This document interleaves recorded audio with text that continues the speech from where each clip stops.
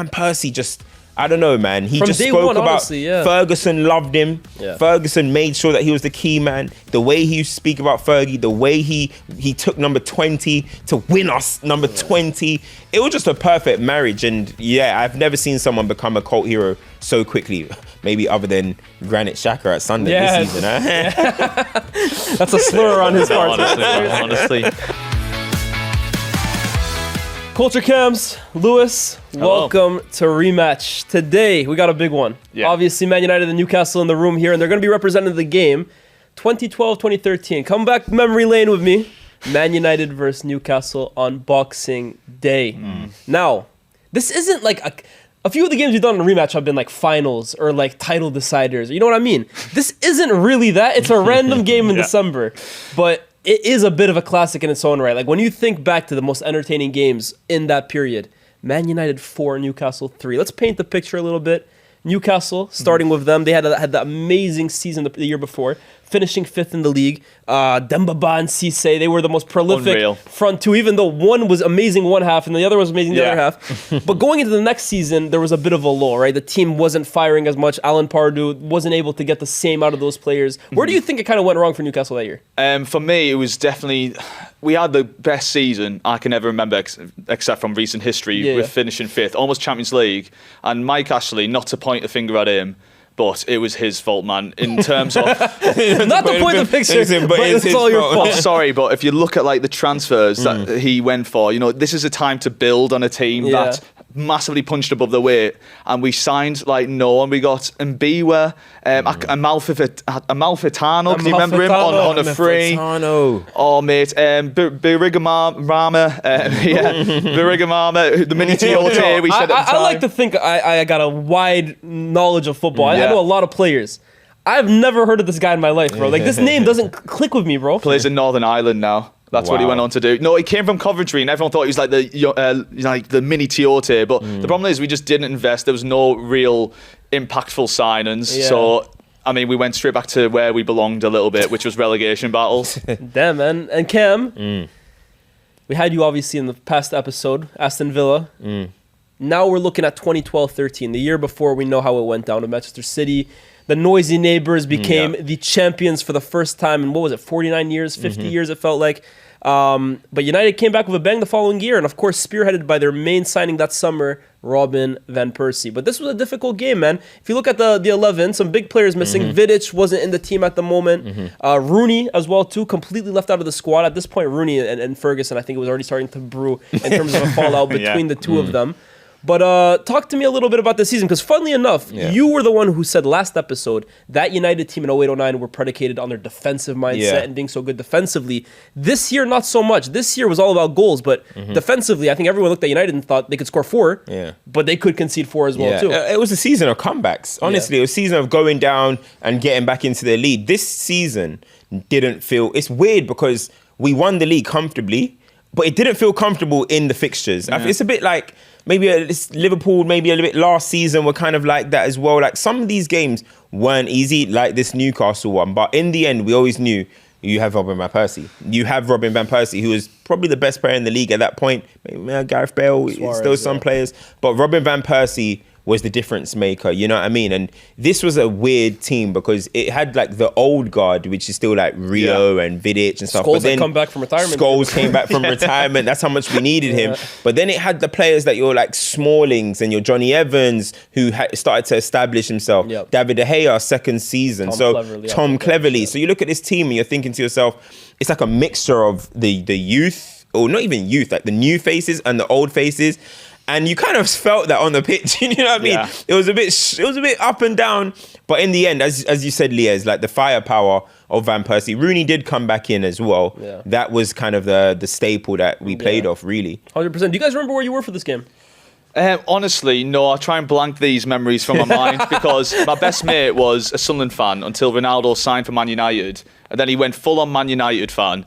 And so these days were the worst day of my life because I wouldn't hear the end of it. But I couldn't tell you where I was. I probably was with my dad somewhere watching the game. Boxing Day, so I'm sure you're home. Yeah. But man, this is a weakened sort of Man United team. It's sort of looking at, like, if you look at like the depth on the bench as well, it is like that sort of weird period where you were melding over a few cracks. But honestly, this sums up like my experience as a Newcastle fan and why I hate Man United. Old Trafford, last minute winner, Fergie time, happened every time, and it's just bad memories. What about yourself? Me, I was just at home. You know what I mean? After Christmas with the family, you watch these type of games. That's the tradition, isn't it? Like after Christmas, Boxing Day fixtures. And so watching this, like, again, it was another scary moment. We've had a few of those already up until this point. But as Lewis was saying, you look at this team, you look on paper and you see Carrick, Scholes, it's not them in their prime. You know what I mean? It's Antonio Valencia, who was wearing number 7, then turned around and said, this is too much pressure for me. Can I have number 25? That's the biggest season. You know what I mean? Valencia wearing number 7 is like a fever dream. Honestly, and then he ends up converting into a right back because he can't handle playing on the wing. It's such a weird team. Nani wasn't even in the squad as well. Like, you look at the bench that we put out there. Wooten, Tunnicliffe, Botner, it's Fletcher, Cleverly. This was the definition of, hey guys, you know your downfall's coming. You know what I mean? It's coming for you. You're trying to run away from it. I feel like you always made it work. You always made it work in my memory. Fergie did. But it was like, this is when, we talk about like Glazers and stuff. This is when the full effect of, where is Man United's money going? Like, we're not investing well. And Ferguson's trying to pull off masterstrokes with Smalling and Phil Joneses and stuff. But I don't know. You really started to realise the downfall was coming. And some say Fergie jumped before, you know what I mean? Before it got scary for us. So, yeah, when you look at what happened after this season, you kind of, in hindsight, look back a few years and where realise, did the cracks start appearing? The cracks probably started about 5 years prior, man. It is weird to sort of look back because I remember like when Ferguson left, and it was always like, I was always a fan of Moyes and thought he should have stayed. And it felt like every season it's like, right, finally Man United are going to come back. And now, how many years ago is this game? And it's like, you know what I mean? It's crazy. 12, 13 years ago, yeah. It is crazy how much time has passed, and you haven't been at like this sort of peak of the Man United that I still remember bullied me in my childhood. Yeah. We haven't had a title race. We have not been in one title race. Yeah. Since. Well, Marino finished second. Does that count? Yeah, 19 I points think we were off in the title race for 1 week. Arsenal fans would count it. You know what I mean? No, but it's weird because when this game happens again for Boxing Day, it's like, it's just such a different feeling that I personally feel now looking at Man United. You know I look at Newcastle coming to town, or I was going to Newcastle, and I'm like, the physicality, I'm not feeling it that much. I'm not confident. Old Trafford used to be intimidating. You know it's going to be really rough. Like in this game, as soon as you get an equaliser, you know you're going to win it because it's what you did. And like, I feel like that was built in the club, and all the fans knew it, and that was like a massive strength of yours. Because like teams without knowing it, I feel like would start like backing off because they know that's last minute winners coming, but. I feel like you've just lost that these days, haven't you? You say that, but funny enough, you guys go actually up 1-0 in this game. And you talk about cracks, Cam. Someone who covered a lot of cracks for Man United across the years was David De Gea. But this is still early David De Gea, right? This is second season De Gea. Yeah. And I actually think this year, to be fair, there was something that changed halfway through the year. And I always look at that tie against Real Madrid at the Bernabeu where he pulled off some amazing saves. And I think from that moment on, his Man United story completely changed. But at this point, David De Gea still has clangers in him. And if you look at that first goal, 4 minutes in, from James Perch, I mean, you look how far Newcastle. First goal for Newcastle, that, by the way. That was his first goal for last Newcastle. one as well, too. I can't remember. But you look at that, I think the initial strike comes from Dembaba, and it's a standard save for David De Gea, one that he would make 1,000 times throughout his United career. But on that occasion, lets it slip into the path of James Perch, 1-0 Newcastle. I mean, it's one of the moments where with De Gea, he came into the country, there was the jury is out for him straight away because you just looked at him, skinny frame, young guy. Wasn't he at the time? There's a lot of chat about Do you remember his first game against City? Sending corners into him. Do you remember the first game against City in the Community Shield for De Gea? I can't remember. Yeah, Dzeko scored against him from like 40 yards out. Oh my God. Yeah, that's the thing. Like, he was just a bit shaky. I feel like he didn't have that belief in him that he belonged here yet. You know what I mean? I think winning the league, you're talking about the Bernabeu. I think winning the league actually was a big thing for him because he was a part of something. You have to remember, you know at this point, him and Lindegaard were rotating a lot. I was about to say that. Like, at this point, he wasn't even like established yet. So he was making all these mistakes. And we came from Edwin van der Sar, safe hands, tall, he's a presence. And De Gea was a bit skinny and like a young kid, no hair on his face and stuff. So everyone was like, oh. And in corners, teams were bullying him and stuff. But those to this day, still that one should have been an easy save. You know what I mean? But I think it's weird because Demba Ba's shot came in and it was pretty slow. It was slow. It was slow. And I think he wanted to over push it away from him, and then he didn't realize that James Perch is right there, bro. So it was a weird one because really and truly he could have controlled it. That's how slow it was. But I think he wanted to push it away and right into Perch, which was quite crazy. Lewis, without spoiling the rest of the games, we'll go into every one of those games. But something that was a theme during this game was the pitch and the conditions. It was raining on that day, and there are a few clangers from goalkeepers and players. Yeah. This is the first one. How much do you credit to this just being De Gea in his early days, and also the pitch kind of just being a nightmare for a lot of guys? Yeah, it is proper football though, isn't it? Rainy day, muddy pitch, it was class. But yeah, it's weird because maybe he didn't quite expect the shot as well. Demba Ba just fancied it randomly. I think it is just down to a bit of a howler and a bit indecisive, and it is the De Gea that I remember. How much did he sign on at the time? Was it 60 million? Am I thinking that's... What, 60? No, is that too much? No, it was like 20 something. Yeah. I'm picturing 60. You remember back in them days anyway, that's a big money signing. We signed him at 20, 21 years old. Yeah, but I think it was a bit of a howler, but yeah, we'll get into it later on, but both keepers were having stinkers this game, but it made for a really good game. That kind of leads us into the next one. I believe it was Johnny Evans, and you're looking at Tim Krul in that situation. By the way, Tim Krul, good goalkeeper, right? Yeah. You know what he went on to do with the Netherlands as well, too, in that World Cup.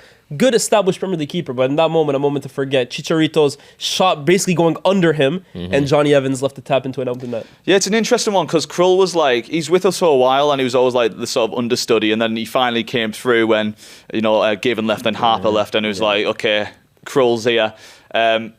It wasn't a good goal to concede that. It was really messy and a lot of questionable defending as well in the box. I mean, I didn't think Colaccini had a good game this game. And I remember him very fondly, but watching this game back has ruined some of the memories I had. Honestly, sometimes he looked a bit lost in the box, and you can't be allowing Johnny Evans to score, man. What about Chicharito's movement in there, though, man? Honestly, I know we're going to preface it a little going into how the game ends up, but Chicharito just seemed to come alive in the box, man. That's what he was so good at. He was such a good instinctive striker and always in the right areas. And I like to say, I hate a lot of players on Man United's team because of bad memories, but I always liked Chicharito. I just thought he was a good, proper striker.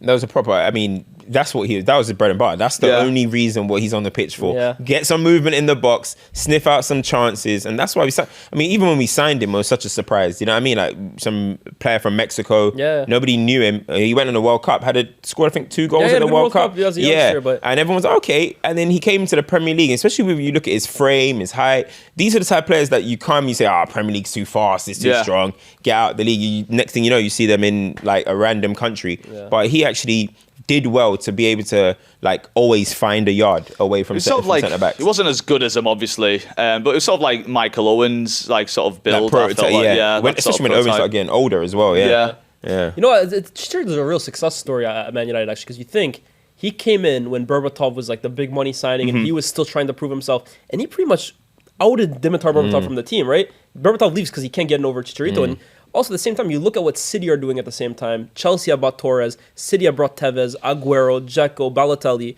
and Fergie goes to Mexico and brings back some kid no one's ever heard of. And he ends up scoring big goal after big goal after big goal for the club. So, real good bit of business. But down the other end, 3 minutes later, Johnny Evans goes from hero to zero. Yeah. And it is an own goal from him. But let's talk linesman here, because the linesman raises his flag. In the VAR era, what are we saying, Lewis? Goal or no goal? I think that should stand, but I think if that happened today, VAR getting involved straight away. You see what they're doing already with a player who are in offside positions affecting the goal. But it's I don't know, it'll be like a 50-50 toss-up where fans will be complaining either way. But this is the good thing. Back then, it was a goal, and the only person who was stood complaining was Ferguson for the rest of the game. Who really got onto the back of the refs and a half-time over that. But I think it should have stuck. I think it's a goal. Yeah. Even Evans you kind of unchallenged there, bro. It wasn't like Demba Ba or Cisse, whoever it was. It wasn't like they were roughing him up and he just burst off them. It was like, what? He kicked it in his own net. He kicked it in the net. You know what I mean? So I personally would have let that stand as well. The lino put the flag up, obviously, because you can count it as a cross towards somebody that's offside. But I'm sorry, if you're just going to turn around and boot the ball in your own net, you need to get some punishment. But yeah, probably not. Nah. I think that was a fair goal. And again, it was another instance where I think the weather and everything is just over. I don't know what type of rain was going on in Manchester that day, but yeah, I think that was just a howler from Johnny Evans, honestly. I mean, Newcastle. How many players do you reckon there's like? I wonder how many players in Premier League history have scored and got an own goal in the same game. Rooney did it once against Stoke. Really? He did it against Stoke. I think Kane did it as well too. Rooney did it against Scored Stoke. and scored own goal. No, Son did it against City. I think Son actually scored, assisted, and had an own goal. Really? Yeah. That's crazy. I was going to say Jonathan Walters, but he had 2 own goals in the game. Yeah, he didn't score that game. Let us know in the comments down below who scored an assist. Johnny Evans is the only one still sticking around, isn't he? He's still with you, and have you not let him go? He's gone now. He's doing something in the club. Is there anyone from these two teams? Cleverly's a coach these days. Yeah. Nah, no one else. Butner. I seen Butner the other day actually playing back in Holland. He's still kicking around. Samuel Miyagi still playing? No. He actually retired quite early and went and he went to Borough for a bit. This is what I sort of enjoy quite a lot, where you look back at these teams and see where he went on to. Rob Elliott went on into coaching. Oh, we forgetting he's at Fiorentina. Yeah. Smalling's in Saudi. Yeah. What? I swear he's in Saudi. He's out in Saudi now. Yeah, he did, man. Interesting, man. Interesting. Tavernier still about. Yeah, he's with Rangers still, right? Yeah. Good player. Not 100%, but closing this half, Newcastle really pushing for a third. Obviously, Stefan Mavro gets a free kick against Chicharito, which is a typical striker's challenge from him. The width of the crossbar away from making it 3-1. At that point, bro, you got to be thinking, this could be the day we go to Old Trafford and get a huge result. Yeah, and it was that's such an important part of the season as well, where we were really struggling, and I feel like it was Arsenal up next as well. So it was such an important game to pick up 3 points where we were against it. And yeah, Marvo, I always liked him as a player, but he never really. Again, just bang average, really. And it wasn't a free kick as far as I watched that back. I'm like, there was. I think so. That's clumsy from Chicho. Minimal contact, but it's clever for him to go down. But yeah, man, we needed to win this game in the context of the season at that point. That was that little French Revolution you guys had going on at Newcastle at the point. We had some you had some hits. You definitely Cabaye, but both of them been playing. Was one of the best ones. Great player as well too. Shout out the pioneer, Laurent Robert. I'm talking that part. Yeah, no, I'm saying he was pioneer. We got every single year. Can I say though, we had a lot of misses though. Like 100%. Xavier came in and he played two games and never was seen again. Obertan was Johan Gouffran. What do you think of Johan Gouffran? Hit or miss? He was all right. We only signed him because we played against Bordeaux. Yeah. I think it must have played against Bordeaux this season in the Europa League. They thought they were signing Gorkov. They signed But like even Amalfitano, who just went on to do nothing. Remember Amalfitano's goal? Young guy in Biwa is French as well too. I think our chief scout just liked going on holiday in France, genuinely. Fucking year. Just going out. Kebab, man. Second half comes around. And look, we had Dan, an Aston Villa fan here for the previous episode. And the whole time he's telling us, as a rival fan going to Old Trafford, doesn't matter if you're 2-1 up, 3-1 up, damn it, 4-1 up. There's still the fear with Man United at home that something is going to happen. Are you feeling the same way, even 2-1 up? I'd feel the same way today, if I'm honest. A little, actually, not so much today, but back then, yeah. Honestly, life as a Newcastle fan, and it's still ingrained in me in a little way, and it's came back a little bit this season, where it's like you always expect the worst, especially in this period as a Newcastle fan. Whenever things are going well, you are trained to know it's going to go tits up for you, honestly. And part of that will always live with fans who were grew up in this era, because as you can see what happened this game and how it was going back and forth, we always have that bit of classic Newcastle in us, and it's still with us today a little bit. What the hell happened to Patrice Evra this season? Why did he start scoring so many goals? Evra just found a knack for it. Honestly, it was so weird. He was scoring headers. Bro, off corners, not even corners. He's like 5'8" or something. Yeah, and he just unlocked something from nowhere. I remember, what is crazy is that Evra used to not even come up for our corners. Evra used to be at the, if you're going to counter us, Evra is one of the players there. All of a sudden, he just started going into, I think he got that captain armband sometime. He just turned into a different man. Yeah, he turned into a different man. Honestly, Rio Ferdinand was on the pitch here, and he was the captain, Patrice Evra. Giggs on the pitch, but he just took some leadership role, and he became a very serious man. And honestly, getting that goal as well in this game, which is actually a strike, not a header. No, but even like the dribble before that. Like he was adding that intensity. Listen, he drove us for. I'm telling you, Evra was on something that season, and the goal. Look, I think Tim Krul again. He could have done better. Yeah, I think him and De Gea are going band for band for who can be worse today. You know what I mean? But I think it was a good strike for Evra. But again, using the surface. Got lucky a little bit. Tim Krul slow to go down. But to be fair, a little bit to Tim Krul. If you look at the pitch, it's muddy right in front of him, man. I don't know if they did the rugby, like Lions, England, the Lions playing on there or something. With football, that's changed so much throughout the years. And it's like things that are so subtle that across the years it gradually gets better that you don't even notice it. But then when you look back 10 years, you see it. The state of pitches back then would get so bad. Yeah, we wouldn't mind it, right? Need it back. But now, if you saw a pitch like that in the Premier League today, you'd say, "Suck the groundsman. What the hell's going on?" I was watching a old game of. It was the game where Ronaldinho, I think it was, did that little against Chelsea. Yeah. The pitch, potato pad. the floor's brown. Yeah. It's just mud. It's just they're playing on you mud. Got Leicester City's groundsman making designs in the pitch. Utter nonsense, man. Yeah, man. Gone, bro. I honestly, if you're like a relegation team these days, you should make your pitch like that. You know what I mean? You get to this part of the season, just make it. If you're Burnley, make it the worst Tret pitch in the world. Yep. What you got to lose? Yeah. Fully agree. I don't know why they don't do that type of stuff. Who was it that used to basically water the pitch like crazy before games? That was must have been like a Stoke or someone. No. Barcelona used to do that for their games for 2-place thingy, and then Stoke would dry the pitch, so you can't play, and they obviously go long. But then Arsenal's will come and try and play.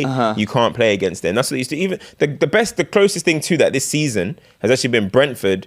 Shortening the long throw. Sunderland did it as well with the barriers around. Sunderland, not Brentford. Sunderland. So I think someone did it against Brentford because Coyote now basically be abusing that. It's dark arts, man. Newcastle take the lead 3 separate times in this game. It's unheard of. There's not many teams that do that at Old Trafford, and then there's even less that do that and don't win.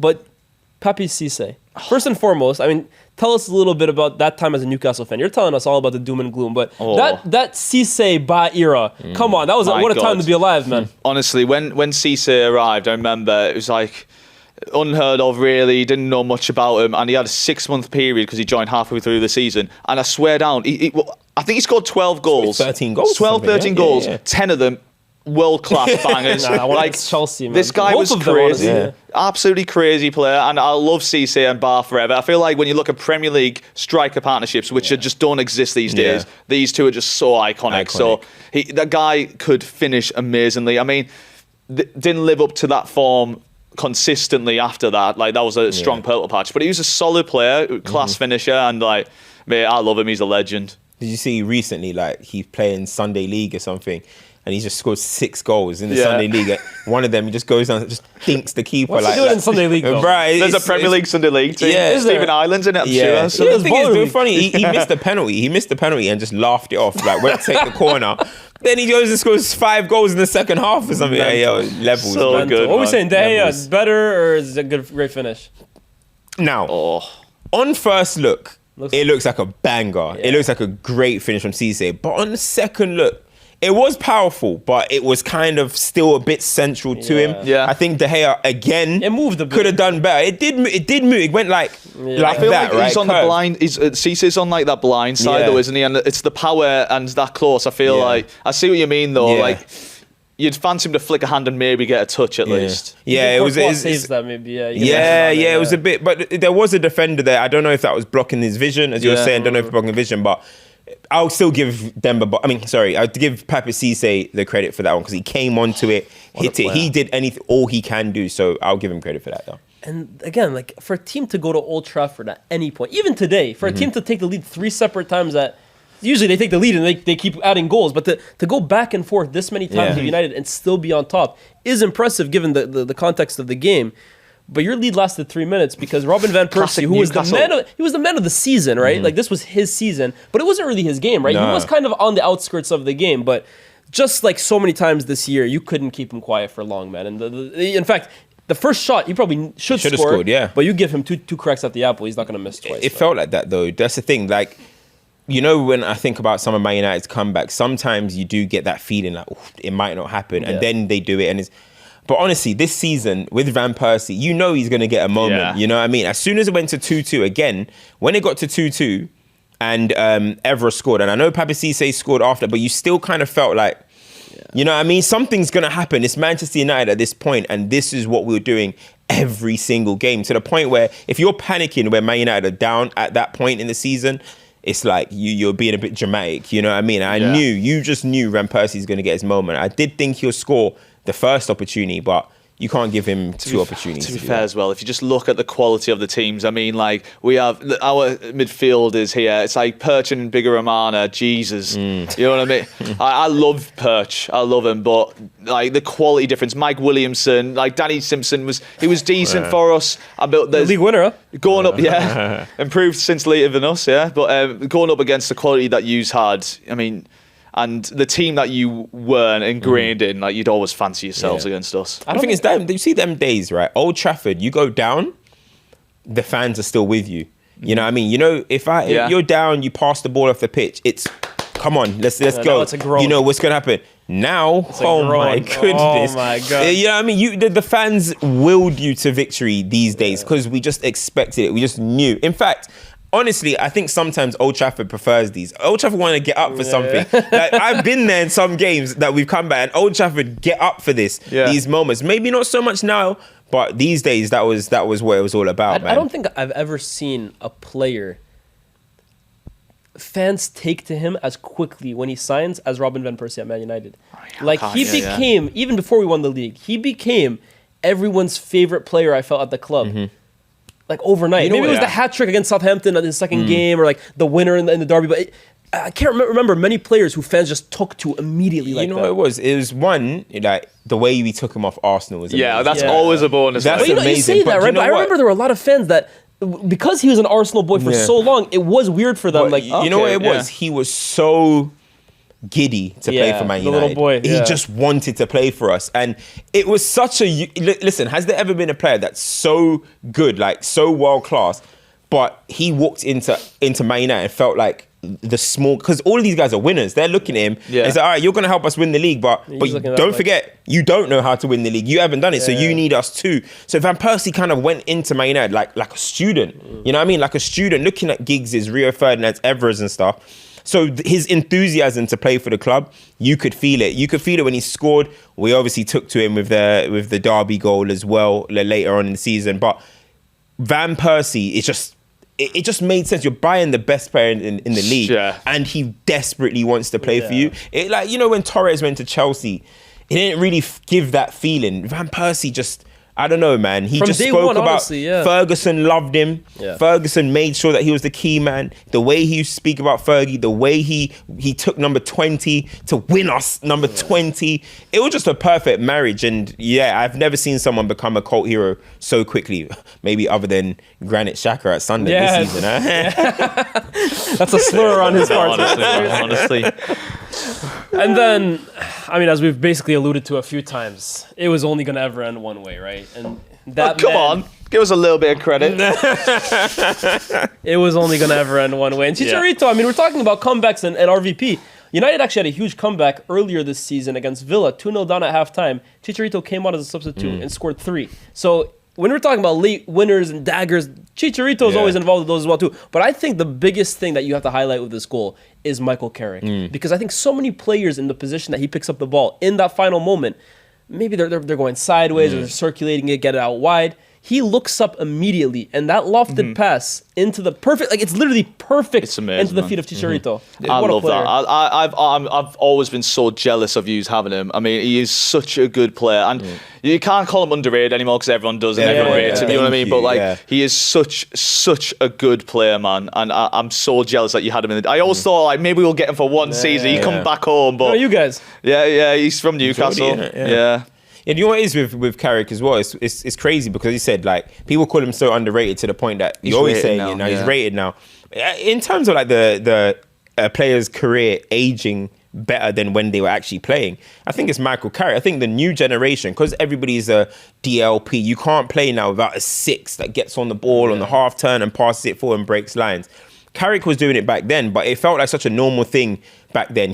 Because you had stars, you had Van Persie, you had Rooney's and these type of stuff. Now, every team would kill for a Michael Carrick. Honestly. Every team would kill. I mean, you look at Arsenal, they've got Zubamendi, and Chelsea have Andre Santos or Reece James playing in that position to do that City job. Have Nico Gonzalez, City have Nico Gonzalez. But Michael Carrick walks into every single one of these teams. How much do you think he goes for in today's game? Well, it's such a hard thing to say, but like, honestly, this is the thing. If we're talking about like, if Forest are quoting like Elliot Anderson, for example, at 80 million, I mean, like, and how crazy football's going. I mean, 100%. If you have a Carrick, mate, you're going above 80 minimum. I think one of Ferguson's most underrated thing is that I think when Pep Guardiola like changes somebody's position, he gets credit for it, and everyone says this guy's an absolute genius. But people need to take into account Michael Carrick that came in at Manchester United from Spurs. He was a box-to-box midfielder. Michael Carrick was bombing up and down, getting some goals. He wasn't this sitter number 6 that's just He actually showed that side of his game sometimes. That goal against QPR. For sure. But Michael Carrick, he used to get up and down, and when he came to Man United and Roy Keane left the football club, he came in and he started playing in that 6th position or getting on the ball, being a DLP. And I think like that's the little tweaks that Ferguson did. That maybe because Ferguson doesn't run around like a tactico and I'm a genius and coach people at halftime. If people don't think that he's brilliant at understanding where players' profile is, and Paul Scholes always speaks of him so highly. Yeah. So he basically says like, not he carried me. I'm not going to say he says that, but he's like, yo, Carrick was the real help to me later in my career. And for your name to still be so prominent, like that we're talking about now, when you're next to Paul Scholes, you know what I mean, and some of the like unbelievable midfielders you have had, I feel like that's a credit in itself. It would be easy for his name to be sort of forgotten amongst like these people who are genuine like just legends of the Premier League. I have to say, I commentated a game recently of legends. Basically, it was for like this EA event, right? And Carrick was in that game with Seedorf, Gerrard, Rooney, and granted, a lot of Bale was playing. A lot of these guys are old and like not in the best shape, right? So I'm not gonna hold it against them for not being as good as they were at 25. But hand on heart, bro, this is a game where Ronaldinho was playing. I think Kaká was playing, Drogba. Carrick was in the top 3 players performance-wise in that game. Bro, and he just plays the same way he used to. Touch and move, always on it, always forward, always passing. That's the one thing about Carrick, like we marvel now over, like there's stats about it, there's graphs and graphics about line breaking passes, forward passing and progressive passes. Michael Carrick is probably one of the first players, like for me growing up, that made me notice how important forward passing is. It was the norm though. It was literally his first thought, boom, boom, through the lines. I mean, that goal is the perfect encapsulation. Yeah, like this is him. And listen, I know we're giving all of the credit to the assist maker, Carrick, but shout out to Hernandez, obviously, Chicharito, because for that goal, just a few minutes before, Valencia goes down the right-hand side, puts in a good cross, and Chicharito, he was good aerially as well. He misses that chance, goes down with his head, misses that chance, and you're thinking, wow, okay, that's a big moment in the game. He's always alive. But he's always alive, and that's the best thing about goal scorers. Goal scorers are going to miss. All the top goal scorers are the highest misses chances in the league. It always happens, right?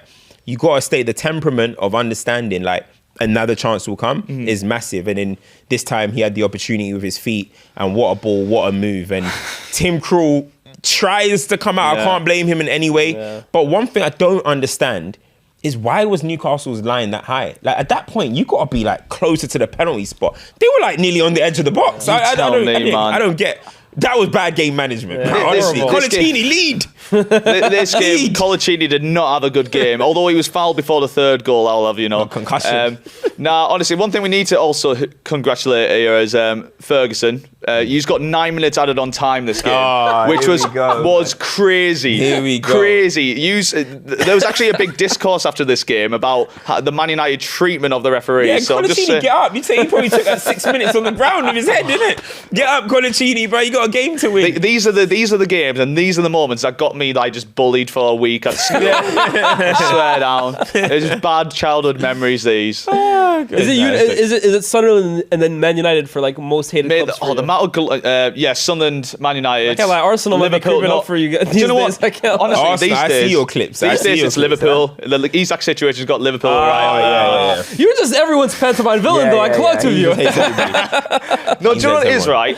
Genuinely, as a team. team, I grew up getting beaten by all these teams. I don't like any of these. As far as I'm concerned, Man United, even in your lowest points right now, you have not scratched the surface of what it feels like to support a team who's struggling and has no future. But you have hope right now. Yeah. At this point, when we were in a relegation battle, the hope was gone after our biggest high. Yeah. Back to relegation battles. I remember watching Newcastle Championship. Andy Carroll, Lovenkrands, now Ranger. Leon Best. Oh, Leon Best. Leon Best. They had a little front four there, you know. Who was the coach? Chris Hughton. Chris Hughton. Who else is in that squad? He was in the midfield. Gutierrez was there, Joey Barton in the midfield in that season, Championship. No, was it Joey Barton might have been. Nicky Butt was there. Nicky Butt and Alan Smith were in that team. Yes, Alan Smith. Yeah. But those are some of my... Weirdly, that's like one of my most enjoyable years as a fan, because I actually, as a child, got to witness us winning goals. Yeah. Winning games, sorry. Yeah. And then Carroll went for 35 million and broke me out all over again. Yeah. What do you think was the most important moment of this game? I think for me, it's when they equalise. I mean, at that point, there's only one way it's going to go when you're at Old Trafford in this era. I think like that's the one. If we had that lead, it's different. But as soon as you score, even as soon as you come within like just a goal behind, it's you know what's going to happen with this team. Yeah, I gotta agree. It's got to be the Van Persie equaliser. Again, Van Persie equalised in 71 minutes. Perfect time to score as well, 71 minutes. Yeah. 3-3. You've scored 3 goals at Old Trafford. If you said that, if you went to the beginning of the match and somebody said, "Oh, by the way, you're gonna score 3 at Old Trafford," you're gonna be like, "Oh yeah, we you're won." Gonna take the lead 3 different You're gonna times. say 3. Yeah. You're gonna say you won. But then once it got to 3-3 and there's still 20 or maybe 30 minutes because of Fergie time, as you said. Yeah. When you get to 30 more minutes to go, pretty much, right? You know it's only one way it's going to end. And this is the thing, at this point you can see who did we turn to at that point. We brought on the Amiobi, the 2 Amiobis. I mean, like, we had no defensive options really who were primed and ready to go. So I guess we went for it there. I'm not sure what the thought process was by Pardew, but it's a shame because Pardew was capable of pulling off a miracle. Like, you remember that Arsenal result? 4-4, that's him, yeah. Yeah, I mean, like, he could pull something off and this team was capable, but... just another classic time where Man United get the better of us. Doesn't happen these days, though. You look at Man United, but no attacking subs, you know? Cleverly came on 69 minutes in. Obviously, Van Persie scores 2 minutes later.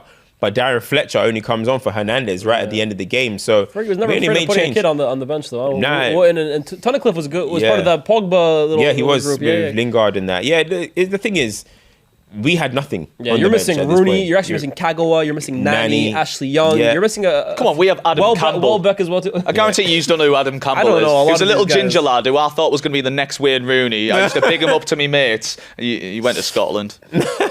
Nah. I mean, look, as I said, this season was just one of them seasons for comebacks.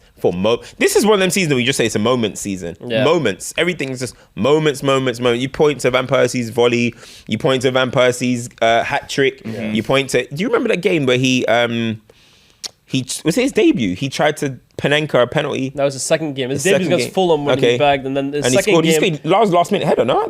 For a corner? Against Southampton. He scored a hat trick and missed the penalty in the same game. Yes, there we go. And he apologized. He was just doing anything that yeah, like, honestly, it was a proper moment seation, this one. Yeah. 100%. How do you feel looking back at this team and where you are as a team now? You want to say, I feel ungrateful. I feel ungrateful because you see this season I was critical, you know. I remember I was really critical this year because I was like, we're not going to do nothing. We played Real, but funny enough, I think we should have beat Real Madrid. You know what I mean? Like the 90 said enough ruined everything. But I remember being really critical of this side, you know, even though you love the Van Persie like euphoria. Yeah. I was looking at this team like, this team's not that good. You know, we're not one of the best teams in the world. And now when I look back at it, I will kill you. Yeah. I will kill you. I will sacrifice you and Lyes for this team against. That's interesting to be fair, because I look back at this team and I look back at all these teams to the era where we struggle, and I genuinely love all those players, no matter how not good some of them are. And yeah, it is interesting because I appreciate them more than ever. And that's the one thing I'm scared of, because Newcastle are going to be, in the future, we're going to get more and more successful with the money and the situation that we're in now. And I don't ever want it. A win back then, I loved, like, it was like a final every single time. And it still sort of feels that now. But I'm scared when you become a large team, like Man United were at this point, like, do wins hit the same? You know what I mean? That's why I'll always look back at this era of Newcastle like lovingly, weirdly, because every result felt huge. You know what it is though? They say the journey sometimes is better than the destination. Exactly. That's what I was gonna say, Cam. I didn't feel the same way as you. Now, Really, granted, you're a few years older than me, so maybe you're more mature. I'm more experienced. You know what I mean? I've seen more. Yeah, I've been in the terraces. Good enough for me. I can't lie. You know what it was? I remember that the year before was the worst football year of my life. To that point, obviously, there's been about 13 years since. But that year against City, and the way I felt on the final day against Aguero, honestly, we should do a rematch of that, because I'll tell you where I was, how I felt, my emotions for the next week. And I'll bring the brown envelope that QPR received as well. You know? But it hurt me. Definitely. That was Genuinely. the lowest I think I ever felt watching football. That's 6-1, and that. So for me, this entire season and what Van Persie did this year, I was just enjoying every game, man. I was like, this is, we didn't know that Fergie was going to leave at the end of the year, but for me, it was just like, we're back, man. That was a blip last season. I was just really enjoying it. Now, granted, I looked at a lot of these players and I was like, we can definitely do better, but I was thinking with Fergie, okay, we're just going to go again next year. We're going to add more and more players. I didn't think this was ever going to end, man. Seriously. But I think you look back at that year, Cam, and you're critical, and I hear it, right? With hindsight, this is an average team. But this team finished with 89 points in the league. Yeah. They won the league with like 5 or 6 games left to play, which means they could have actually gone over 90, but they threw the rest of the season away. Yeah. They nearly beat Real Madrid in the Champions League. They got eliminated by Chelsea in the quarters of the FA Cup. They didn't have a bad season, bro. No, at all. It was just a weird one. I don't know what it was. Maybe it's because like Rooney was kind of just like in and out, and you know, I don't know what it was about this Vidic season. didn't play all that much. Yeah, this Vidic year, didn't play all that much, and it just didn't feel like. Again, look, I watched Cristiano Ronaldo's Man United. Yeah, from the previous years of Man United, this was definitely it was a down. And Down obviously trend, at the end, you know, Sir Alex says that he's retiring and stuff. That takes a sting out of it. I actually went to the final game of the season, home game of the season when we lifted the title, Ferguson's last ever home game. And Rooney wasn't playing that game, actually. I was in the same box kind of area as Rooney. And it was just like, that's when there was a moment like, whoa, like Scholes and Ferguson just retired. Yeah. Rooney's future's up in the air. He might be leaving. That's when I was like, at that point I'm like, this might get scary. And that's when I guess gratitude started to hit. But man, going through that season, I think because it was just, bro, when we signed Van Persie, I knew we were winning the league. I just knew it. Do you think City would win? I knew we were winning the league. I was afraid of City those really? days, bro, when we signed, like, that just felt like, it felt like cheating, bro. We signed Van Persie. Well, they cheated with Aguero. After he was the player of the year of Arsenal. I knew I was winning it. Yeah, there's this thing, like, I guess so. I was so confident. When you look back at City stealing it on the final day, does that still hurt when you think about it? Massively. I don't think I'd be able to ever get over that. The lowest. Imagine Sunderland won the league in the final kick of the game. I actually watched that game. I watched that goal back because it came up in my timeline. I'm like, wow, the Premier League was actually won with the last kick of the ball. Yeah, that's never going to happen again. Genuinely, that's one of those things where, like, honestly, do you know when you're sometimes in bed late at night and you think about something you did when you were 13 and it's like you cringe? I feel like that's what would that would. It's like one of those where you wake up in the middle of the night. And you know the worst thing about it is that I was already in cocky, arrogant mode because we had blown the whistle first. I was already in, we won the league. I was taking the piss. My cousin's an Arsenal fan. I was just like getting onto him. And then Aguero scored.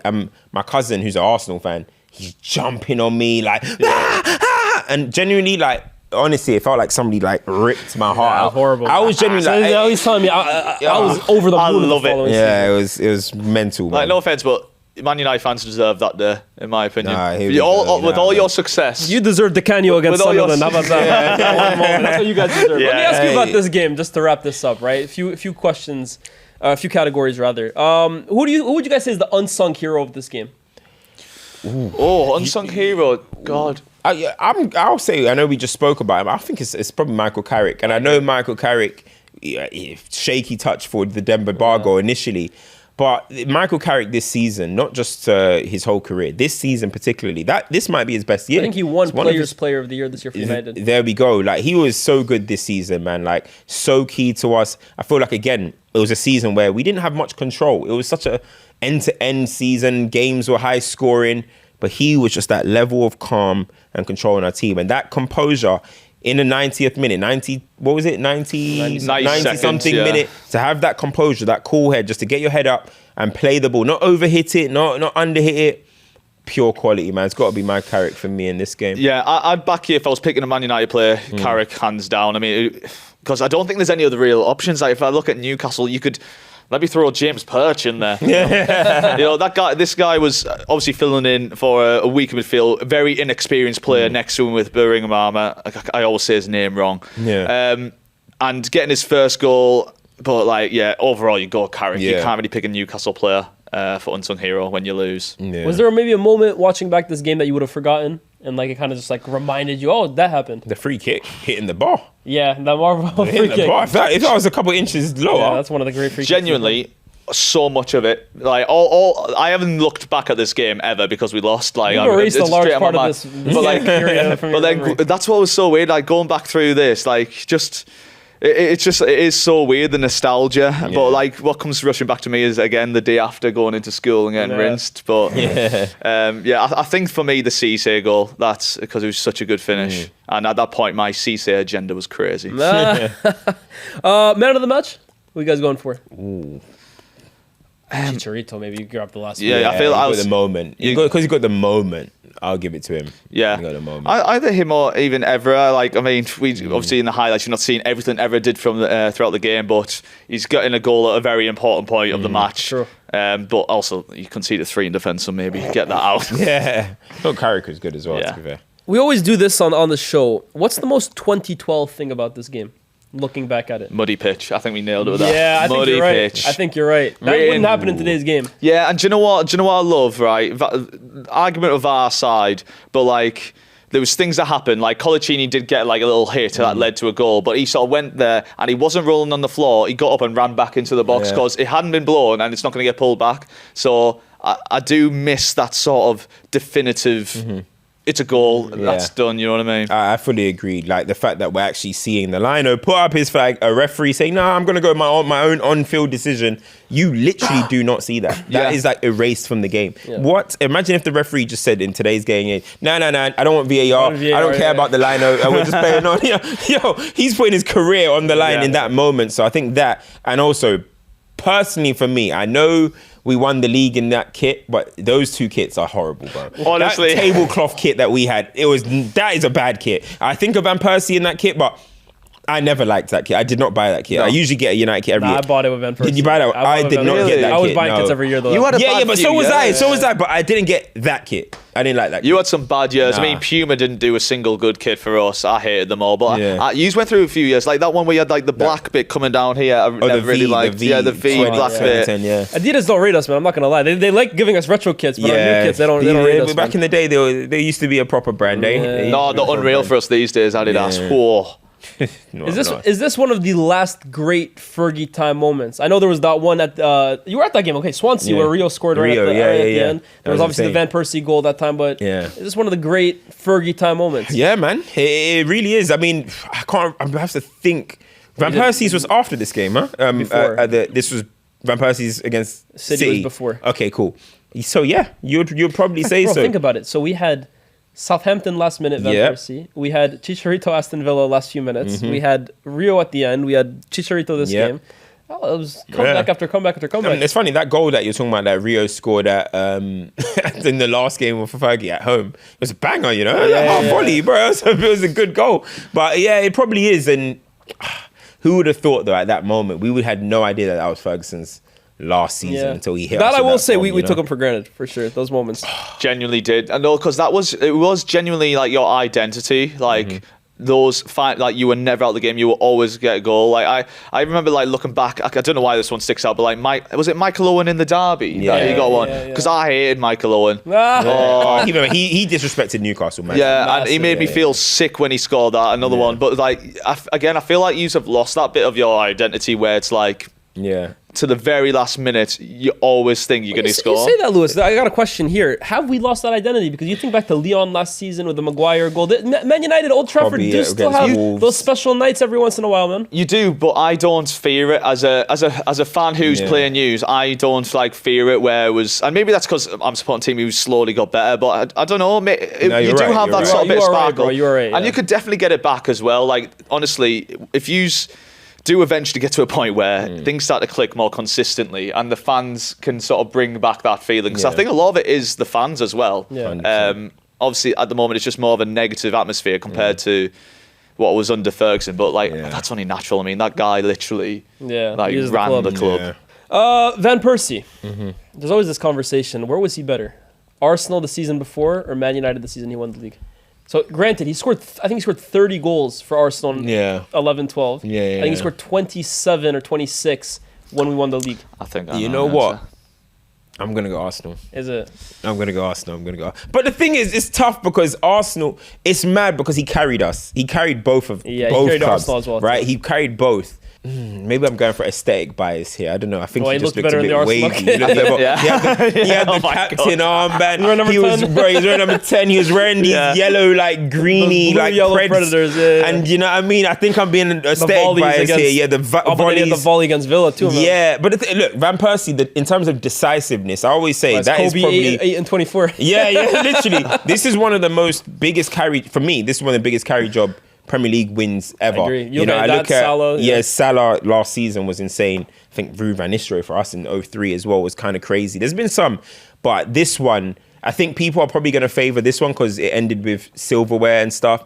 But I think the way sometimes Van Persie was like dropping into midfield and stuff in that Arsenal season, he was just like, I think Fergie, it was instruction, stay high. We want you to get the final touch. Yeah, it was Rooney. You're playing with Wayne Rooney, who, it depends what side you sit on. Rooney, that's what Rooney prefers to do. Rooney said that when they signed Van Persie, he actually spent the summer studying Fabregas at Arsenal to try and learn how to play with him. Yeah. You were about to say something when I asked who's the better. I do think I think you put it down to Man United because for me, the winning the league and the trophy at the end of it, that's the pinnacle. And like, if you go you can try and ignore that, but it does make a difference in terms of like the importance of each game when you're battling for a title. And so for me, and when I look back at it, maybe it's just because I was a bit younger in those years with Arsenal, but yeah, Van Persie at Man United, he was just. You look at that season. He scored against City, Chelsea, Arsenal, he was a terrifying Liverpool. side. He scored against every big team. That 11-game goal drought still lives in my mind. You know how crazy it is? He's finished with 26 or 27 he had goals. an 11-game goal drought, which I think personally lost him the Player of the Year because they gave it to Bale. He was insane that year, but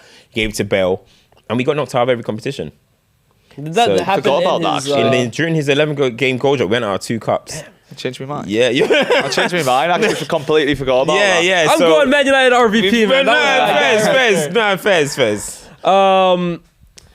We talked about United's defensive vulnerabilities before the game, and of course they conceded 3 goals in the game. They could have even conceded more, to be honest with you. Was this kind of like the first season, because we're talking about the cracks that would go on to show, where Evra started to kind of come on the decline, Vidic was playing less, Rio would be at QPR 2 years later, Rafael had that 1 year, but... Yeah, absolutely, man. This was it. This was it for all of them. Mentally, everything. Look, and I don't blame them, man. They had the same manager their whole career. Some of them like Giggs, some of them like Scholes. That's the only person they knew. That's the only instruction they took other than the national team, obviously. Yeah. Right? I don't blame them for it to come down. And the thing is, obviously, when David Moyes came in, instantly from that moment, when you look at the squad and you look at David Moyes coming in and you look at the summer that we had, I didn't have high hopes for it. But I think personally, David Moyes got kind of... I agree. He got kind of short stick there. He was a bit set up there. I think of all managers of Man United, I feel sorry for him the most. But one thing I would say is David Moyes should have lent on their experience. He should have come in and said, I understand you lot are all winners. Let's work together. You know how Ancelotti just like lets the players be the players? And a lot of times at Chelsea, a lot of managers came in, let the players be the players. I think he should have done that. But he came in and said, every staff member, gone. I'm bringing in my Everton ones. Yeah. And all of that. And you can't do that with these big dogs. You know what I mean? You had to go to Rio. You had to go to Giggs and lean on them. Yo, who was good last season? What do we do? You've got to. And I think he tried to come on I'm a boss. I'm my own man. I can't be, I'm not Ferguson's little brother. I'm a big boy too. Yeah. And they looked at him like, get out of here. The thing is, you know what I mean? No one was going to succeed instantly after that. I always think like, Moyes would have came good for you, and I think he's proven like the bounce back that he's had in his career. Like he's taken some like huge L's and went abroad, went to Sunderland, and like where he is now with Everton again. Like he's a top quality manager. So I always wonder like what would have happened if you stuck it out. He wanted like Kroos, he wanted Fabregas, he wanted Thiago Bale. Like he was like a kid in a candy shop. On deadline. Exactly. Yeah. I mean, what do you really expect? You giving me Fellaini? Yeah. I fully agree. I fully. And by the end of that season, we were relying on Adnan Januzaj side to and Wayne Rooney to carry us, which is insane. Do you know what I mean? Yeah. People underestimate David Gill and Ferguson left together. Yeah. Woodward is coming in and he's got a new phone book. He's having to also build got a new job. relationships He's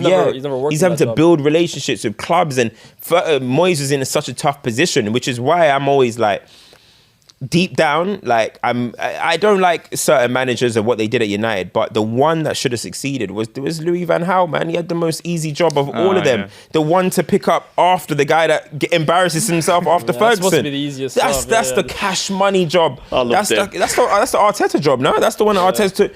Cash money. But then once that one failed, that's when I was like, No, we might be in trouble. Yo, we might be in trouble. You've been chasing your tail ever since. Yeah. It's crazy. Yeah, it's dark times. If I give you guys one player from this team, from the game we just watched, to put into the current version of your teams. And the system that we play? Yeah. You're putting them in this current 2025 team. I know for you, you're probably thinking, does anyone get in? For you, it's like, how many can I pick? I'm gonna take Demba Ba.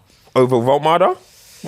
I think we will have him as depth. We'll have him as depth. Demba Ba had a period, man. He I like did, both of he them at it, did. but hey, I'm not so sure that's straightforward. No, it's not. Demba Ba was great. I mean, like, he was great at Chelsea as well. Yeah, And it was- when we got him on, who was it from West Ham? Was like basically saying, "Don't go near him, injury prone." And he Yeah, came in, and he's yeah. unbelievable. But yeah, look, I'm not saying he's getting over Voltmada. I love Voltmada, but Demba Ba would offer something very different. But you can't look anywhere else on the pitch. I'm not putting in Mike Williamson. Yeah.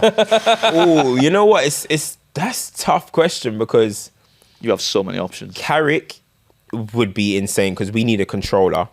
Like Carrick picking up the ball and getting us playing. Van Persie is obviously Van Evra Persie. wingback, Like, you take Van Persie. like, we've got Sesko who's trying to learn. It's got to be Van Persie. Antonio Valencia as a wingback. Antonio saying take Evra- Valencia. Antonio Oh my Valencia as God. the wingback. No, Van Persie, I'll take Valencia. Evra left Nah, wingback. it's got to be Robin van Persie. Like Bruno and Robin van Persie, decent, huh? Like Yeah. Take back for De him. Gea, mate. Yeah, that'll be You should never let him go, you know. who? De Gea? Should have kept him on. He had his time, man. He had his time. Now he's in a relegation battle. Fiorentina, Yeah, 0 wins. man. He's the Wolves. Though. You still here watching De Gea? somehow? What's this? I He's like, pulling out the I'm not anti hate De Gea watching him. Not hate stats. watching him, but I saw it. I was like, that's interesting observation. You know what I mean? That's all. I'm just Like passing me with through. Isaac. I'm just passing through. Lewis, Cam, thank you so much for Yes. featuring on this episode. Guys, hope you enjoyed the episode at home. Subscribe to Rematch so you can see all the previous episodes and keep an eye out for all of the future ones as well. To like, share, all of that good stuff. And we'll see you very, very soon. Peace.